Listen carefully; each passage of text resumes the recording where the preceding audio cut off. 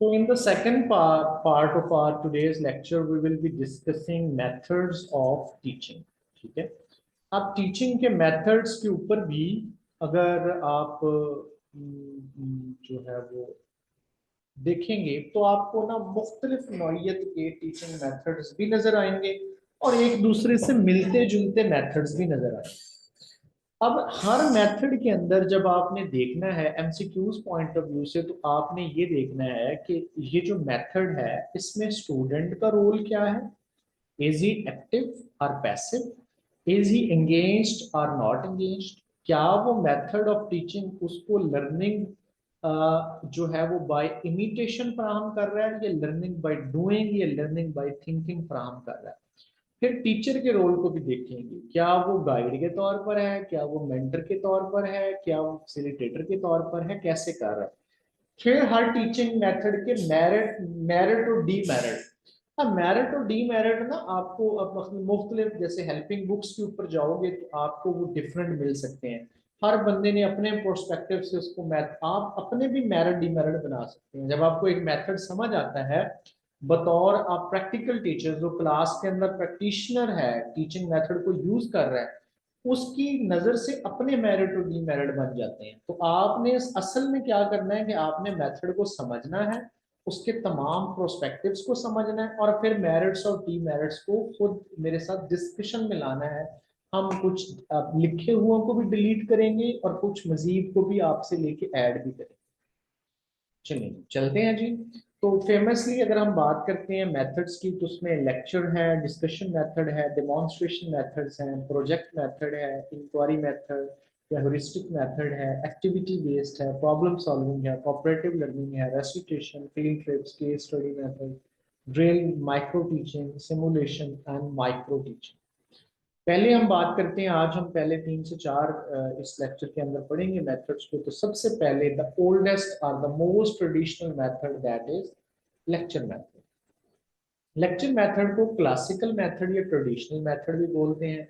इसके जरिए क्या होता है कि टीचर आता है, वो एक क्लास के सामने खड़े होकर लेक्चर देता है, बोलता है, अपने वर्बल और नॉन वर्बल एक्सप्रेशन से एक खास कंटेंट या टारगेटेड कंटेंट जो है वो स्टूडेंट को कन्वे करता है।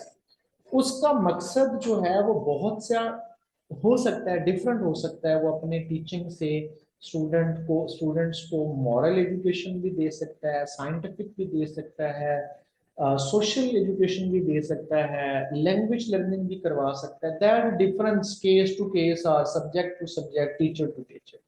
बेसिकली वो क्या करता है कि वो स्टूडेंट्स को एंगेज करने की कोशिश करता है, किससे, अपने अपने वर्बल और नॉन वर्बल एक्सप्रेशंस के साथ। वर्बल और नॉन वर्बल एक्सप्रेशंस क्या हो गए, उसका बोलना, उसकी एंटोनेशन, उसकी टोन, उसकी पिच एंड उसका use of hands, use of gestures, body language, ये सारे इसके अंदर आ जाते हैं।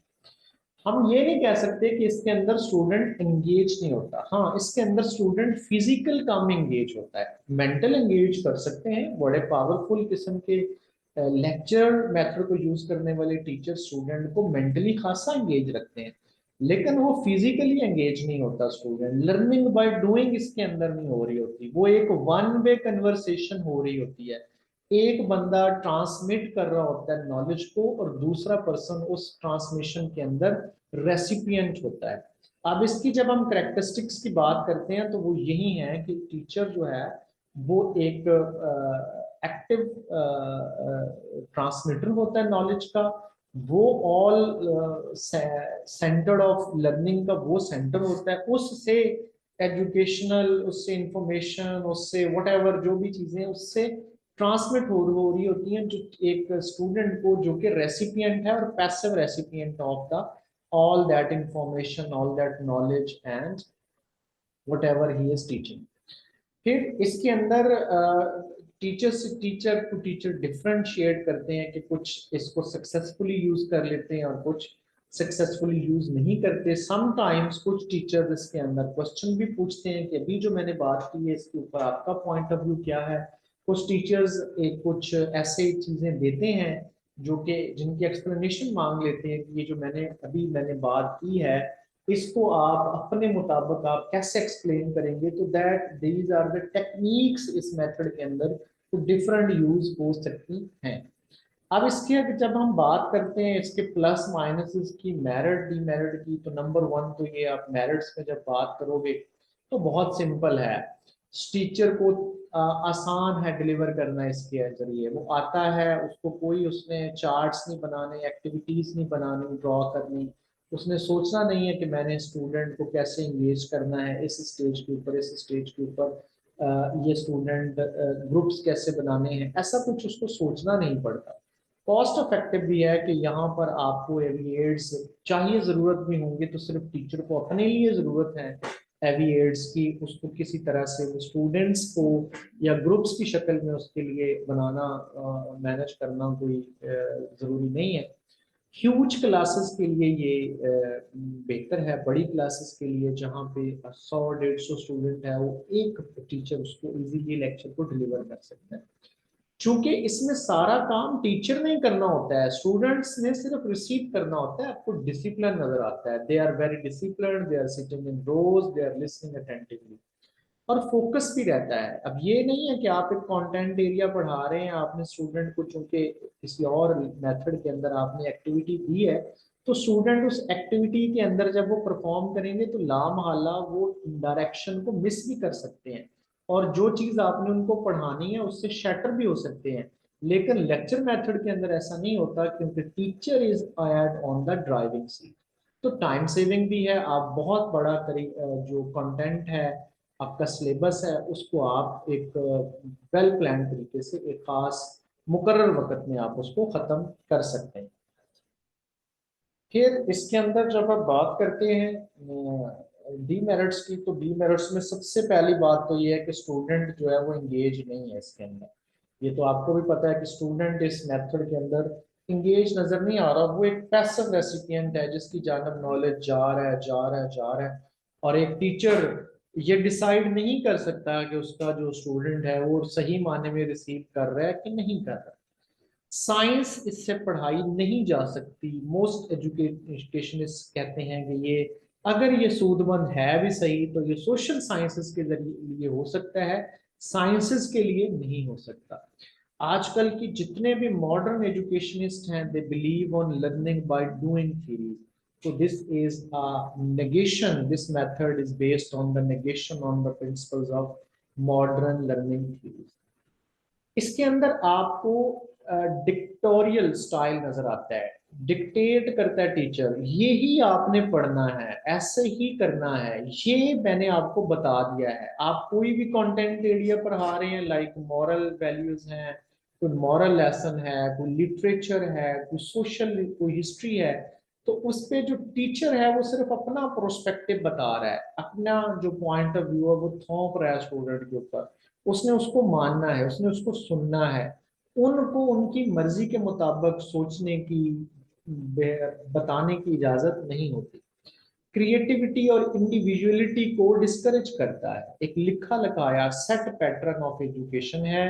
ये एक हिस्ट्री का सवाल है, ये एक सोशल साइंस का सवाल है, ये एक पेज है, ये एक कंटेंट एरिया का लेक्चर है जो टीचर ने डिलीवर किया है, और student needs to accept it, write it down and prepare it.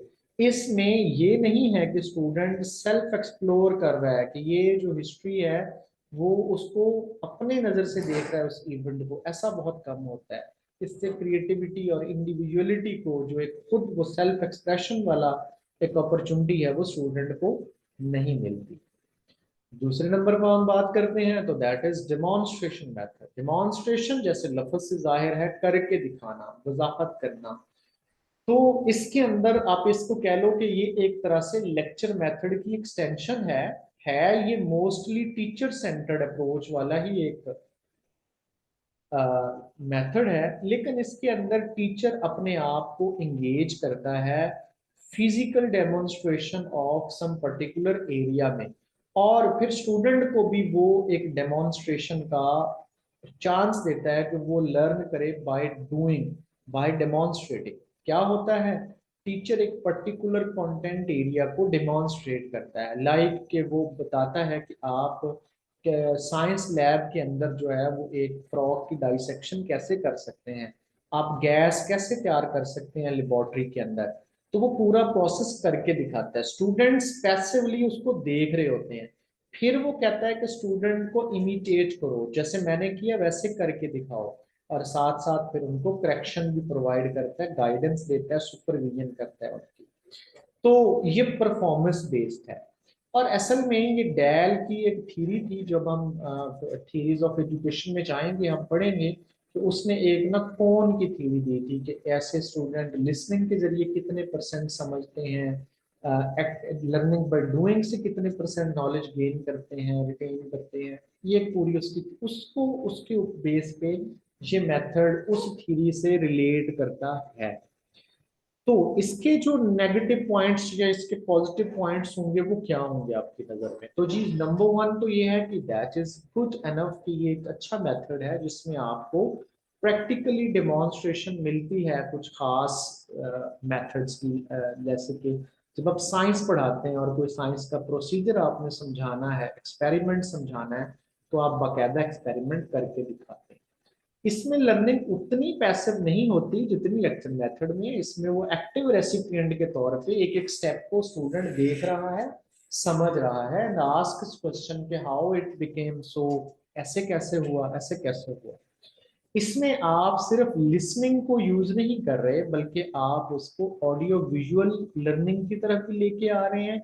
उसका माइंड भी एक्टिव है, वो क्रिटिकली देख भी रहा है और उसको इमिटेट करके कोशिश करता है करने की, जिसमें उसकी साइकोमोटर स्किल्स का भी इस्तेमाल होता है। लर्निंग बाय डूइंग का भी कॉन्सेप्ट हमें यहाँ पर मिल रहा है। डीमेरिट्स इसके हैं कि ये भी ट्रेडिशनल है और ये सिर्फ एक लेक्चर मेथड की एक्सटेंशन है। वही लेक्चर मेथड है, सिर्फ उसको एक्सटेंड किया गया है कि यहाँ पे स्टूडेंट करके, टीचर करके दिखा रहा है। Students are expected to repeat the performance. Student को कहा जाता है कि जैसे मैंने किया है वैसे आप ना हमें रिपीट करके दिखाएं, बजाय इसके कि उनको कहा जाए कि आप इसकी मदद से कुछ नया करके दिखाएं। ऐसा नहीं होता। मोस्टली ट्रेडिशनली तौर पर उनको यही बोला जाता है कि जैसे आपको करके दिखाया है आपने यही सीखना है और इसी तरह आपने करके दिखाना है। सो जी तीसरे नंबर पर हम चलते हैं, तो that is a discussion method. Discussion से जैसे जाहिर हुआ, डिस्कशन हमेशा दो लोगों के दरमियान होती है, जिसमें दोनों के दोनों लोग जो होते हैं, कम से कम दो लोगों के दरमियान होती है, जिसमें सबके सब लोग जो हैं वो एक्टिव कम्युनिकेटर होते हैं, वो इंटरेक्ट कर रहे होते हैं। डिस्कशन और स्पीच में यही फर्क है। स्पीच का मतलब है, लेक्चर का मतलब है वन वे कम्युनिकेशन, और डिस्कशन का मतलब है two way communication. Method of teaching is based on participation of student and making a two-way communication to discuss a given topic, that is called discussion method. Teacher जनाब इसके लिए various technique use करता है। मतलब आप जब discussion create करते हैं तो उसमें आप कई तरह से स्टूडेंट को एंगेज करते हैं, उनको डिस्कशन का मौका देते हैं। नंबर वन ये क्या होता है, देखें, आप सबसे पहले तय करते हैं कि आपने किस प्रॉब्लम पर, किस टॉपिक पर, किस कंटेंट एरिया पर डिस्कशन करवानी है। जब आप वो तय कर लेते हैं तो उसके बाद आप कई तरह से मौका दे सकते हैं स्टूडेंट को उस डिस्कशन करने का। नंबर वन है फ्री डिस्कशन। आपने पूरी क्लास को मौका दे दिया कि चलिए हमारा टॉपिक है और आप सब इसके ऊपर अपनी अपनी राय दे सकते हैं, ऐसा होना चाहिए, ऐसा नहीं था, ऐसा था। या एक आपने उनको रीडिंग मटेरियल दिया और कहा कि रीड करने के बाद, ये हिस्टोरिकल इवेंट है, ये कहानी है, इसको रीड करने के बाद आप बताओ कि आपको इसमें से क्या सबक मिला। अब हर बंदा बता रहा है, इसके लिए कोई जरूरी नहीं है, कोई फ्रेमवर्क नहीं दिया गया कि इतने मिनट में बताना है, इतनी दफा बताना है, तरतीब में बताना है, ऐसा कुछ नहीं है। तो this is whole class and free class discussion. अब ये फ्री डिस्कशन के जुमरे में आते हैं। आप इसको फ्री से स्ट्रक्चर डिस्कशन में भी लेके जा सकते हैं। अब स्ट्रक्चर डिस्कशन का मतलब क्या है? स्ट्रक्चर डिस्कशन का मतलब ये है कि आपने तय कर दिया है कि भाई इसमें से आपने ये बातें ढूंढ के इतने पॉइंट बताने हैं। आपने 3 पॉइंट बताने हैं पॉजिटिव, 3 पॉइंट नेगेटिव, हर बंदा बताएगा। हर 4 लोगों में से एक बंदा बताएगा, कुछ रूल्स तय कर दिए हैं। वो रूल्स आपने स्मॉलर ग्रुप में शायद तय कर दिए हों, शायद आपने पूरी क्लास के लिए तय कर दिए हों, तो एक स्ट्रक्चर फ्राहम कर दिया है, फॉर्मलाइजेशन कर दी है, फ्री डिस्कशन नहीं रहने दी। फिर आप कहते हैं कि आप पैनल डिस्कशन भी दे सकते हैं। पैनल डिस्कशन से मुराद ये है कि जिन स्टूडेंट्स को आप समझते हैं कि they have a very good authentic point of view on some subject, some field, उनको आपने एक पैनल में बिठाया है और बाकी लोग उनको सुन रहे हैं, वो रिसीव कर रहे हैं, ये डिस्कस कर रहे हैं। तो this is panel discussion. Seminar की शक्ल को भी आप डिस्कशन मेथड कह सकते हैं, सिंपोजियम को भी आप एक डिस्कशन मेथड का हिस्सा समझ सकते हैं, पेयर शेयर में भी इसको आप समझ सकते हैं। और इसी से रिलेटेड है ऑनियन ग्रिड या ऑनियन सर्कल की एक एक्टिविटी। आप स्टूडेंट को पेयर बनाने का कहते हैं, लाइक कि भाई आप 2 लोगों ने इसके ऊपर डिस्कशन करनी है और हर एक ने अपना प्रोस्पेक्टिव दूसरे को बताना है। फिर वो जो पेयर है वो आके पूरी क्लास के सामने उस डिस्कशन को बताएगा कि हमारी डिस्कशन या हमने जो पॉइंट लिए वो ये थे। या ऑनियन सर्कल में आप कुछ स्टूडेंट्स को यहाँ खड़ा करते हैं, कुछ को यहाँ खड़ा करते हैं, यूं करके कुछ को बाहर वाली लेयर में खड़ा करते हैं। तो ये जो बाहर वाली लेयर है, उस जो अंदर वाली लेयर है, ये मूव करती है। ये बंदा पहले इसको बताएगा, फिर ये यहाँ पे आ जाएगा, ये इसको बताएगा, ये वाला यहाँ चला जाएगा। तो इस तरह ये मूव करते रहते हैं। तो ये एक्टिविटी है, टेक्निक है, जिसको हम ऑनियन सर्कल का नाम दे सकते हैं। तो ये भी एक तरह से एक टेक्निक है जो आप डिस्कशन मेथड के अंदर यूज कर सकते हैं, जैसे मैंने पहले कहा। और ये टेक्निक्स आप एक्टिविटी बेस्ड लर्निंग में भी इस्तेमाल कर सकते हैं, क्योंकि टेक्निक्स जो है वो मेथड्स के नीचे हैं। मेथड बेसिकली एक ओवरऑल एक प्रोस्पेक्ट प्लान है जिसको आप अचीव करते हैं एक खास मकसद के लिए। तो डिस्कशन मेथड का बेसिकली मकसद यही है कि आप डिस्कशन के जरिए लर्न करें, पढ़ाएं। तो डिस्कशन मेथड के जनाब आप जब मेरिट्स को देखते हैं तो आप खुद अंदाजा लगाएं कि इसके अंदर स्टूडेंट एक्टिव रेसिपिएंट है या जो है वो पैसिव रेसिपिएंट है। Obviously he is active recipient. और यहाँ पे आइडियाज और क्रिएटिविटी को फरोग मिलता है जब आप सोचने का कहते हैं, जब आप डिस्कशन का कहते हैं। एक बंदे का प्रोस्पेक्टिव दूसरे तक पहुंचता है और दूसरे बंदे का प्रोस्पेक्टिव तीसरे तक पहुंचता है, और ये चीजें आहिस्ता आहिस्ता नए आइडियाज को जन्म देती हैं, नए प्रोस्पेक्टिव्स को जन्म देती हैं। ये इंटरेक्टिव मेथड है। बहुत बातचीत के जरिए कम्युनिकेशन होती है, तो इस कम्युनिकेशन से कम्युनिकेशन स्किल्स भी इंप्रूव होती है।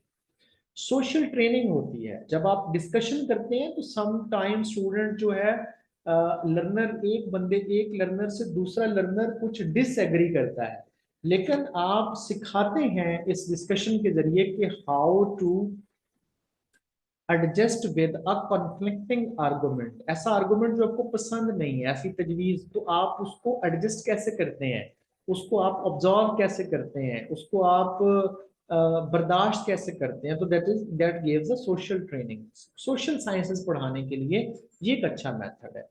डीमेरिट इसमें यह है कि भाई ये डिसिप्लिनरी सिचुएशंस क्रिएट कर देता है कि आप जब डिस्कशन का कहते हैं तो मिसचीवियस किस्म के स्टूडेंट उसको अमल नहीं करते सही माने में, तो एक क्लास का डिसिप्लिन खराब होने के चांसेस हैं।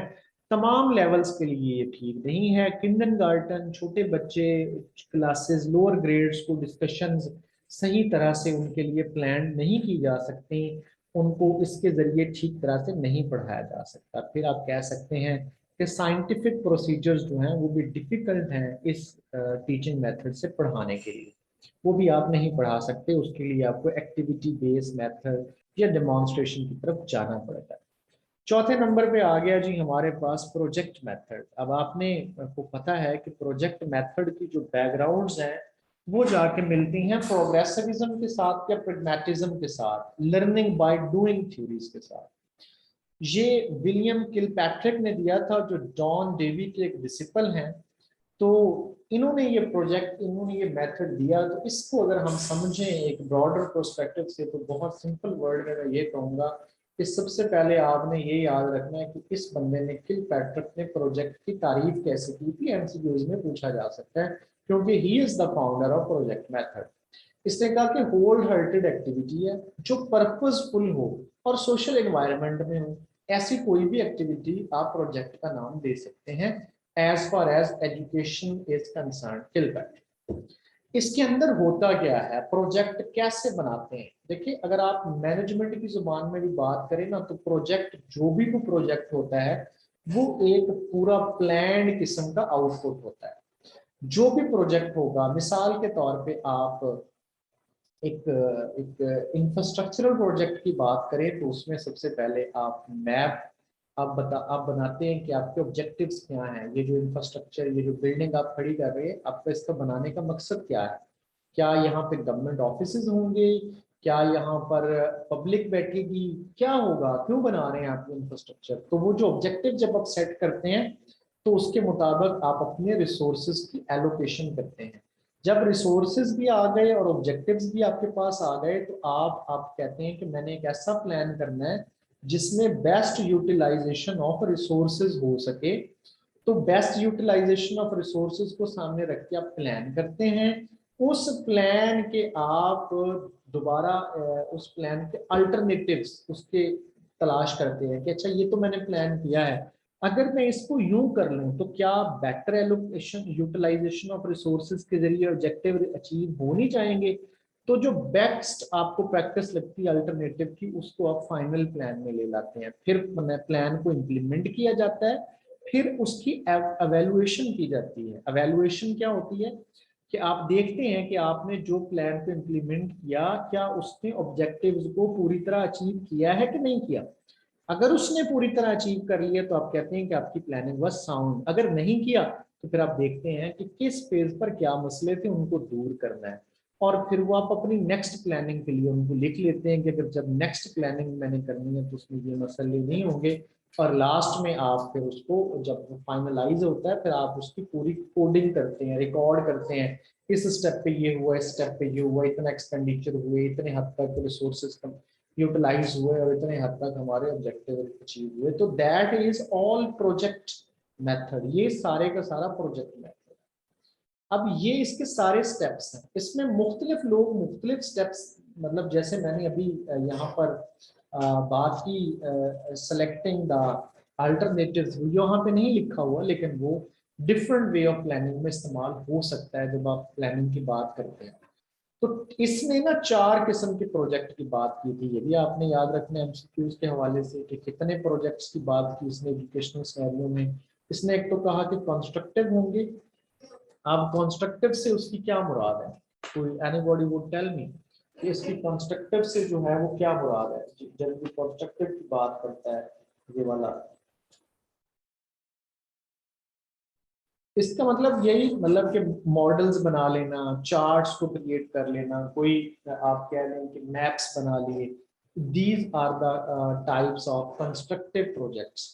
फिर आर्टिस्टिक प्रोजेक्ट्स लाइक के जो आर्ट और लिटरेचर और परफॉर्मिंग आर्ट से जिनका ताल्लुक है, म्यूजिक, पोइट्री, पेंटिंग, ये वाले प्रोजेक्ट। फिर प्रॉब्लम सॉल्विंग और सोशल प्रोजेक्ट्स, ऐसे प्रोजेक्ट जिनका ताल्लुक सोशल प्रॉब्लम्स के साथ है, सोशल एलिमेंट्स के साथ है, सोसाइटी के रियल इवेंट्स के साथ है। या फिर आप कहते हैं ग्रुप वर्क और प्रैक्टिकल वर्क को भी आप प्रोजेक्ट मेथड बनाते हैं। लाइक के स्टूडेंट्स ने एक लॉन को डेवलप किया, मेंटेन किया, कुछ एक ग्रुप ऑफ स्टूडेंट्स ने, तो इसको आप प्रैक्टिकल या ग्रुप वर्क प्रोजेक्ट कहते हैं। तो ये एक प्रोजेक्ट मेथड, इसकी मैं आपको एक मिसाल यहाँ पर देता हूँ कि आपने सबसे पहले आपने कहा कि हमने ना जी समझना है बैंकिंग सिस्टम को कि जो what are the issues in banking system of Pakistan. आपका एक सोशल स्टडी का एक टॉपिक है। तो आपने क्रिएट की, एक सिचुएशन क्रिएट की कि एक बंदा है, उसका नाम है ए, उसकी कुछ इतनी मनी है बैंक के अंदर, वो डिससेटिस्फाइड है, उसको ये इशू आ रहे हैं ट्रांजैक्शन के हवाले से, रकम की सेफ्टी के हवाले से, रकम को सही तरह से यूटिलाइज करने। तो जी इस वो हम इस सिस्टम के अंदर कौन से फ्लॉज हैं, तो ये सिचुएशन क्रिएट हुई। तो अब स्टूडेंट इस पे एक प्रोजेक्ट चूज करते हैं। अब प्रोजेक्ट चूज करने में किलपैट्रिक कहता है कि स्टूडेंट को आज़ादी होनी चाहिए कि वो कौन सा प्रोजेक्ट चूज करते हैं, और लोअर ग्रेड्स के लिए टीचर स्टूडेंट को हेल्प भी कर सकता है। फिर जब उन्होंने प्रोजेक्ट चूज किया कि जी हमारा प्रोजेक्ट ये है कि हम फलां बैंक के सिस्टम को ऑब्जर्व करेंगे जाकर, तो अब प्लान करते हैं कैसे जाएंगे, कितने लोग जाएंगे, कितना टाइम होगा, कितने रिसोर्सेज होंगे। फिर वो जो जो लोग वहां पे ग्रुप जाएगा वो अपना अपना एक एक टास्क लेगा कि आपका टास्क कम्युनिकेशन होगा, आपका टास्क ऑब्जर्वेशन होगा, आपका टास्क ये होगा, आपका टास्क, ये सारी प्लानिंग है। प्लानिंग फिर एग्जीक्यूट होगी, एग्जीक्यूट के बाद उसकी एवोल्यूशन होगी, फिर report, recording of the record, सारे इवेंट को रिकॉर्ड करके रिपोर्ट सबमिट करवाई जाएगी। तो that is a project method actually. अब प्रोजेक्ट मेथड के अंदर भी हम देख लेते हैं कि भाई इसकी खामियां क्या हैं, इसके पॉजिटिव पॉइंट्स क्या हैं। तो भाई इसकी खामियों में ना, सबसे पॉजिटिव पॉइंट्स में इसमें तो एक मॉडर्न एजुकेशन सिस्टम है, प्रोग्रेसिव एजुकेशन सिस्टम है जो बिलीव करता है लर्निंग बाय डूइंग के ऊपर, स्टूडेंट के इंटरेस्ट के ऊपर बेस्ड है, रियल लाइफ सिचुएशन में डील करना भी सिखाता है। सोशल स्किल स्टूडेंट के इन्फ्लुएंस होते हैं, जो है वो इम्प्रूव होती हैं, वो सोसाइटी से इंटरेक्ट करता है, वो एक दूसरे से इंटरेक्ट करता है, ग्रुप्स में इंटरेक्ट करते हैं। तो ये आपकी सोशल स्किल्स जिसमें पैशंस है, आपकी कम्युनिकेशन है, आपका टॉलरेंस लेवल है, आपका टीम वर्क है, ये सारी चीजें इम्प्रूव होती हैं। अपॉर्चुनिटी ऑफ सेल्फ एक्सप्रेशन, आपने अपनी नजर से, अपनी ऑब्जर्वेशन से देख के अपना पॉइंट ऑफ व्यू बताना है इस मेथड के जरिए। तो that gives you an opportunity of self expression. Talking about the demerits, तो जो डीमेरिट्स के अंदर टाइम कंज्यूमिंग है, कॉस्टली है, not the all students can afford every time a project method. Social influences जितने भी हो रहे हैं उनको आप सही मायने में कंट्रोल नहीं कर सकते। जब वो सोसाइटी के अंदर जाएंगे तो आप नहीं तय कर सकते कि इनको ये इशू हो सकता है अपने प्रोजेक्ट को इम्प्लीमेंट करने में। सारे इन्फ्लुएंसेस को ऑलरेडी जो है वो काउंट में ला के उसका, उसको खत्म करने की टेक्निक्स पहले नहीं बताई जा सकती। उसी वक्त समटाइम चैलेंजेस बाज़ औक़ात at the neck of the time सामने आते हैं। आप ग्रुप वर्क में स्टूडेंट को टास्क तो दे रहे हैं, लेकिन शायद उसके अंदर कोई एक आध स्टूडेंट ऐसा हो जो पूरे ग्रुप को डोमिनेट कर ले और वो अपनी मंशा, अपनी मर्जी के मुताबिक उनको डिक्टेट करे। तो उसमें पर्टिकुलर स्टूडेंट तो अपनी लर्निंग कर रहा होगा और अपनी वो सीख रहा होगा, लेकिन वो शायद दूसरों के लिए अपॉर्चुनिटीज को ख़त्म करे और अथॉरिटेरियन बन जाए। इसके अंदर आप इंडिविजुअल की असेस नहीं कर सकते सही तरह से परफॉर्मेंस। 10 बंदों ने बनाया है प्रोजेक्ट ग्रुप में, उसमें नहीं सही माने में, सही सही माने में आप नहीं तय कर सकते कि what was the real contribution and real learning from a particular student. तो that was all for today. इसमें जितने भी इम्पोर्टेंट आज के 4 प्रोजेक्ट्स को, चार टीचिंग मेथड्स को हम डिस्कस किया, the rest of them will be taking into the next lecture.